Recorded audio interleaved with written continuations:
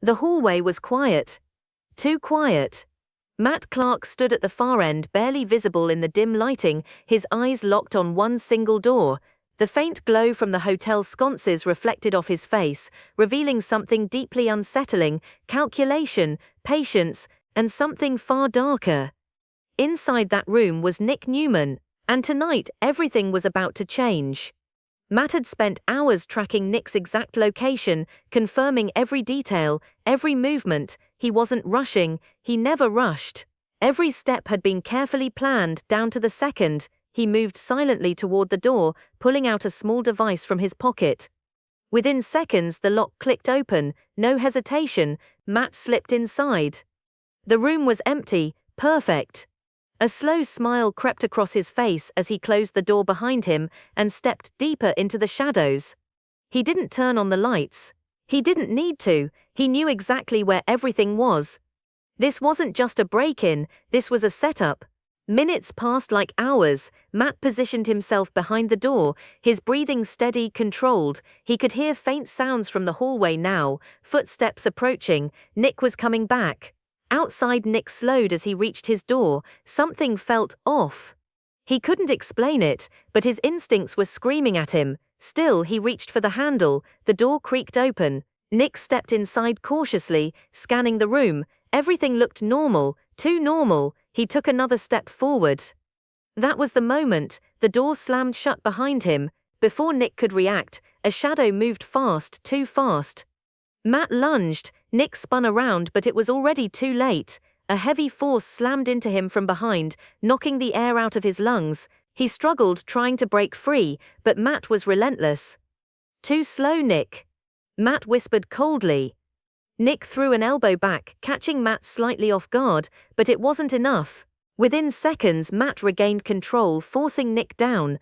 Then came the bag. A thick, suffocating cover pulled over Nick's head. Nick fought harder now, panic rising as his world went dark.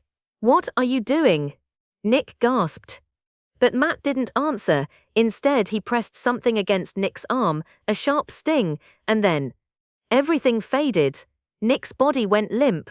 Silence filled the room once again.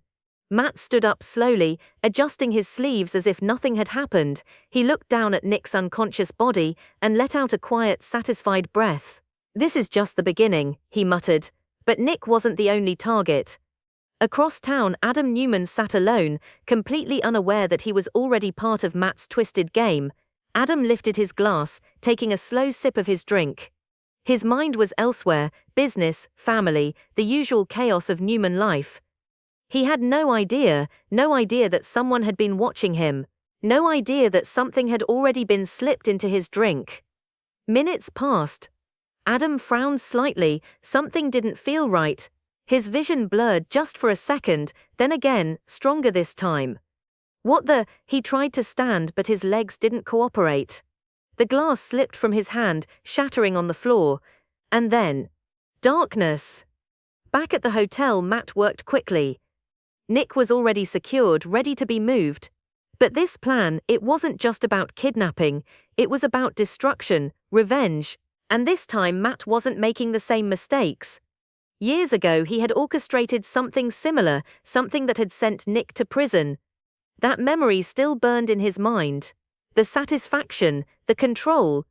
But this would be bigger, better, final. Matt checked his watch. Timing was everything. Soon Adam would be exactly where he needed him to be. And when the two brothers woke up, their nightmare would just be beginning. Because Matt Clark wasn't just setting a trap. He was building a crime scene. And at the center of it would be a body. Darkness. That was the first thing Nick Newman felt when consciousness slowly began to return. A deep, suffocating darkness.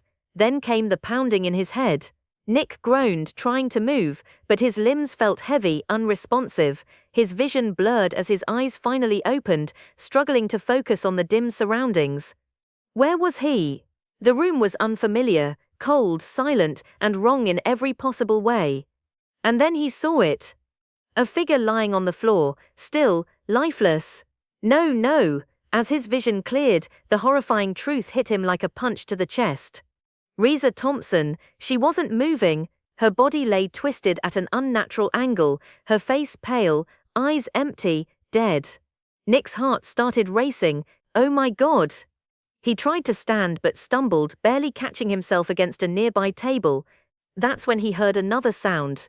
A groan. Nick turned sharply. Across the room, Adam Newman was stirring, his body shifting slightly as he began to wake.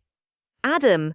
Nick called out, his voice shaky. Adam blinked rapidly, confusion washing over him. Nick! What? Where are we?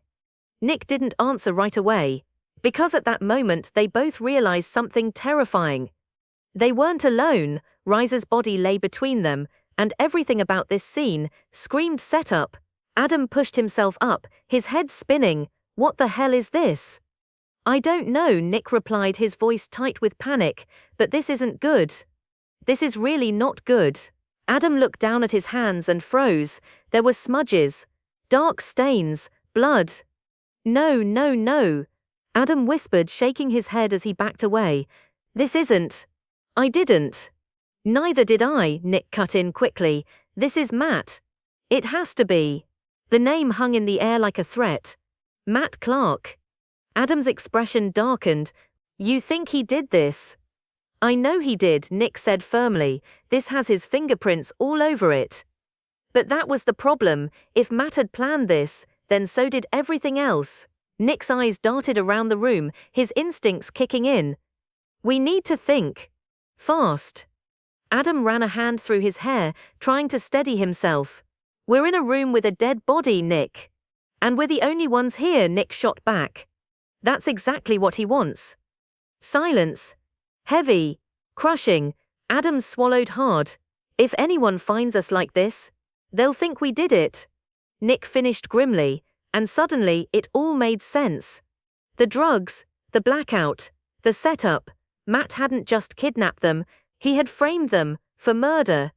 Adam paced the room, his breathing uneven. We need to get out of here now. No, Nick said sharply. Adam stopped. What? We run, we look guilty, Nick explained. That's exactly what Matt is counting on. So what? What do we do? Adam demanded. Nick hesitated. For the first time he didn't have an answer, because every option felt like a trap. Call the police. They'd be arrested on the spot. Run? They'd be hunted. Stay? They'd be caught with a body. Matt had thought of everything. Or had he? Nick's eyes narrowed slightly as a new thought formed. Maybe not everything. Adam frowned. What are you talking about? Nick looked around the room again, this time more carefully. Matt wants us to panic, to make mistakes. But if we stay calm, we might find something he missed. Adam shook his head. You're assuming he made a mistake. Nick met his gaze. Everyone does. For a brief moment hope flickered between them, but it was fragile, because somewhere out there, Matt Clark was watching, waiting, and smiling, because as far as he was concerned, the trap had already been sprung. And the Newman brothers were exactly where he wanted them.